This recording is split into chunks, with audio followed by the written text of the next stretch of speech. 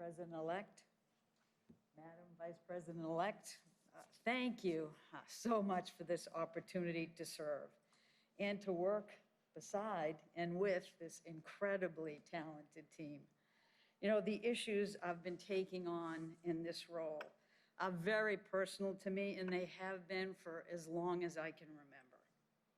As keen listeners, you may already have guessed that I grew up in and around the city of Boston.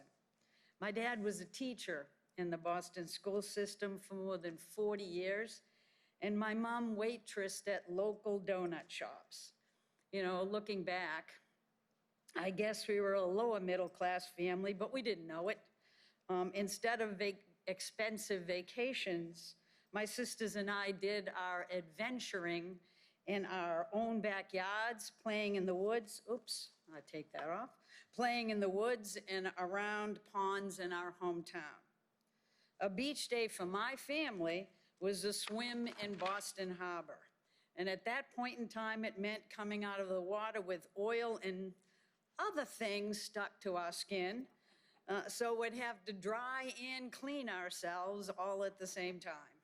Well, that was back in the 60s, before the first Earth Day. But we managed, and Boston Harbor today is terrific.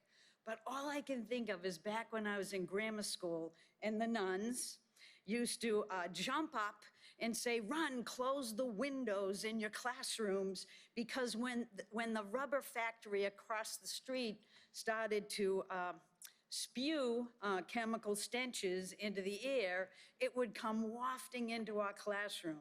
And that smell kept us from recess more days than I or my teacher ever cared to remember. So I figured out early that there was just an intrinsic connection between our environment and our health. And that understanding drew me into a very long career of public service, which I will never regret and always cherish. And I did it because I was trying to help families and communities just like mine, and those who are facing certainly much steeper and more insidious legacies of environmental harm, so they could overcome the challenges that were holding them back. Environmental protection is part of my moral fiber. It's what I live for. And I'm proud of the progress that we've made across the United States, and I'm proud of the work that I did for many years at local and state governments, as well as at EPA, to make sure our air and water were cleaner, to make communities safer and more livable, and begin to confront the crisis of climate change. And I'm here today because climate change is not only a threat to the planet, it is a threat to our health and our well-being. It's a threat to people everywhere and the precious natural resources that we depend on.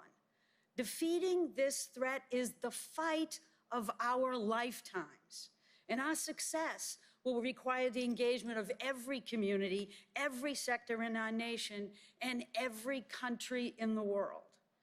But the opportunities to act on climate change right now fill me with incredible optimism, with hope, with energy and excitement.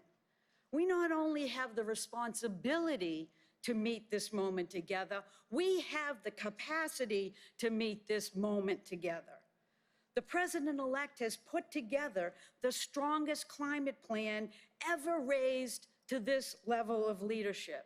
It rises to the incredible moment of opportunity we have to build back better for our health, for jobs, and for communities that have been systematically disadvantaged for years. It will be my incredible honor to help turn this plan into promises kept by marshaling every part of our government, working directly with communities, and harnessing the force of science and the values of environmental justice to build a better future for my 2, very soon to be 3 little grandchildren, and for generations of Americans to come.